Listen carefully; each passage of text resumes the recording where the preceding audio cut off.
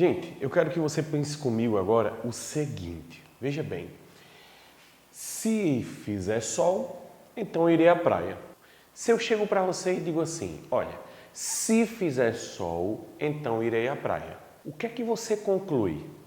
Que se eu não estiver na praia, é porque não fez sol. O que é que você conclui? Que se eu não estiver na praia, então é porque na minha cidade não fez sol. Essa é uma dedução lógica, não é verdade? Se eu garanto a você que se fizer sol eu irei à praia, logo, se eu não for à praia, é porque não fez sol. Isso é lógico, é uma dedução lógica, certo? E tem como a gente escrever isso aqui. Eu dei esse exemplo porque o que nós vamos construir no quadro nada mais é do que um resumo em forma de símbolos, em forma de letras, tá? Vamos fazer? Eu sei que só vai dar falso no Vera Fischer. Então, onde não for Vera Fischer, vai ser verdadeiro. E no Vera Fischer vai ser falso. Eu vou mostrar a vocês, essa coluna vai ser exatamente igual a essa. Justamente porque eu acabei de falar. Se fizer sol, então eu irei à praia. Logo, se eu não for à praia, então não faz sol, certo?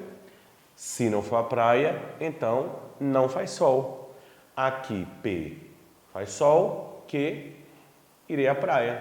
Não Q, não irei à praia, não P, não faz sol. Se não estou na praia, então é porque não faz sol, tá? Então, como isso aqui é uma dedução lógica disso aqui, automaticamente essas tabelas verdade elas têm que ser iguais, porque elas afirmam a mesma coisa de duas formas diferentes. Essa é uma consequência lógica dessa aqui. Então vamos analisar. Vou trocar Q por não Q, VF, VF, vai ficar FV, FV. E não P era VVFF, vai ficar FF, VV. Agora vamos analisar não Q, então não P, ou seja, essas duas colunas. Só vai ser falso quando der Vera Fischer, né, gente? Tá aqui o nosso Vera Fischer. Falso. Então, não dá mais Vera Fischer, o restante vai ser verdadeiro. Olha que coisa! Essa tabela, essa coluna deu justamente igual à outra, o que comprova o que nós acabamos de falar, certo? Ó, isso aqui é equivalente a isso. Então, o que nós podemos escrever? Que a equivalência do condicional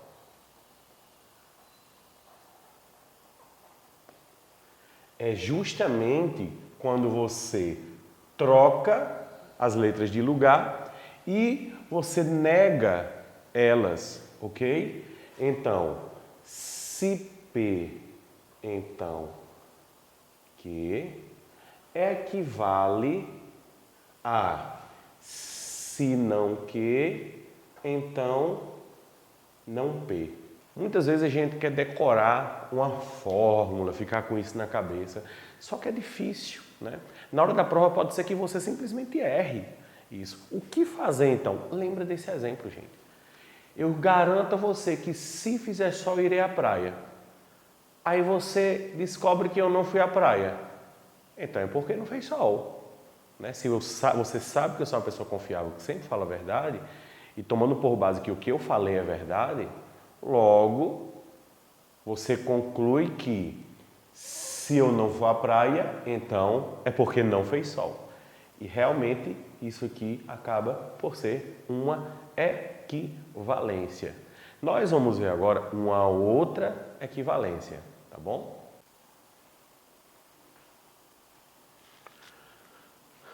Vamos lá. Você sabe que a negação do condicional é quando dá Vera Fischer, certo? A negação do condicional é quando o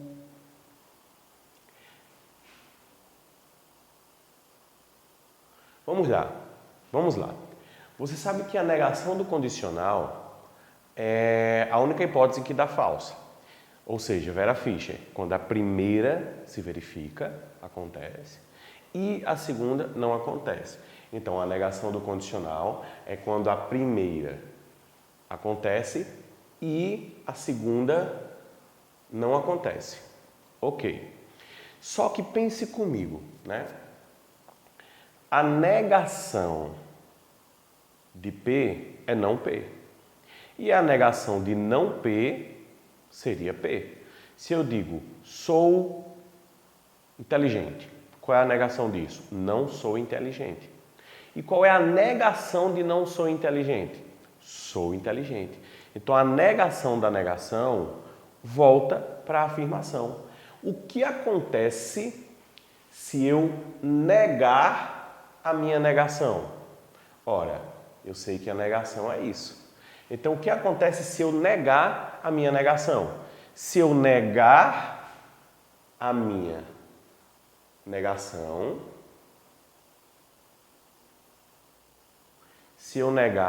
negação, eu deveria chegar na minha proposição inicial. Se eu nego a negação, eu volto para a proposição inicial. E a nossa proposição inicial é o condicional. Nós aprendemos que a negação de uma conjunção e, eu troco todo mundo que está lá dentro. Então, P se transforma em não P, I se transforma em ou, e não que, qual é a negação de não que? O próprio que.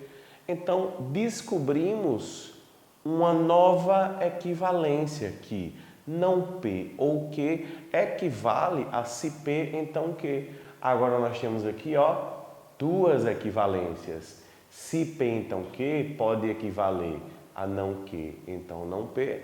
E também equivale a não P ou que. Gente, que confusão que isso pode dar na nossa cabeça, né? Vamos descobrir como chegar aqui sem fazer esse joguinho, que obviamente é fácil, né? São conhecimentos que a gente já sabe. Mas caso eu não lembre disso aqui, o que eu devo fazer para pensar essa segunda equivalência? Ora, nós sabemos o seguinte, que no condicional só vai dar falso quando nós tivermos Vera Fischer, não é verdade? Então, quando vai ser verdadeiro? Quando não tivermos Vera Fischer.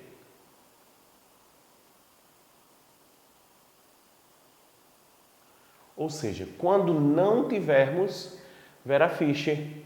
Quando não tivermos Vera Fischer. Vera Fischer é quando o primeiro acontece e o segundo não acontece. Então, quando não tiver P e não que, certo? Se a negação é quando dá falso, a equivalência é quando não dá falso. E quando é que não dá falso? Quando não acontece Vera Fischer. Então, isso aqui seria a equivalência. Portanto, eu teria não P ou que. Isso aqui seria a equivalência, certo? E ainda existe uma outra forma de você raciocinar isso aqui. Se a negação é quando dá falso, a equivalência é quando dá verdadeiro. Quando é que vai dar verdadeiro? Tomando por base que, tá? Sempre que for verdadeiro, a minha proposição será verdadeira, ok? E sempre que P for falso, a minha proposição vai dar verdadeira. Então, quando é que a minha proposição condicional vai dar verdadeira? Quando que for verdadeiro, pensando em que, sempre que for verdadeiro, a minha proposição será verdadeira. Então, quando o que acontecer, eu terei verdade. Ou, quando P não acontecer, também terei verdade. tá? Quando o que acontece, em todas as hipóteses em que Q é verdade, nós temos o resultado verdadeiro. Ou em todas as hipóteses em que P não acontece, eu tenho o resultado verdadeiro. Logo, se pelo menos uma dessas duas coisas se verificarem, Q acontecer ou não P acontecer, tá? Nós teremos uma equivalência, o resultado vai ser verdade. Beleza? No final das contas, teríamos VF, V.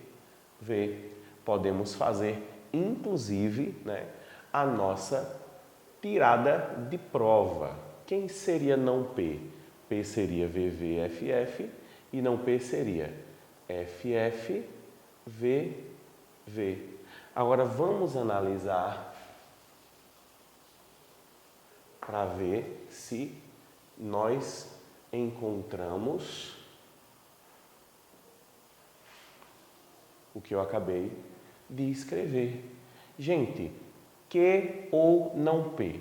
O ou só vai ser falso quando os dois forem falsos, ou seja, exatamente nessa linha. E vai ser verdadeiro quando os dois não forem falsos ao mesmo tempo. Olha que interessante nós temos aqui, tá? Essa é justamente a ordem do condicional que eu acabei de apagar. Então, nós temos aí todas as formas de descobrir a nossa equivalência e todas as formas de descobrir as nossas negações, porque é a mais fácil, tá bom? Então, com isso nós encerramos o assunto de condicional.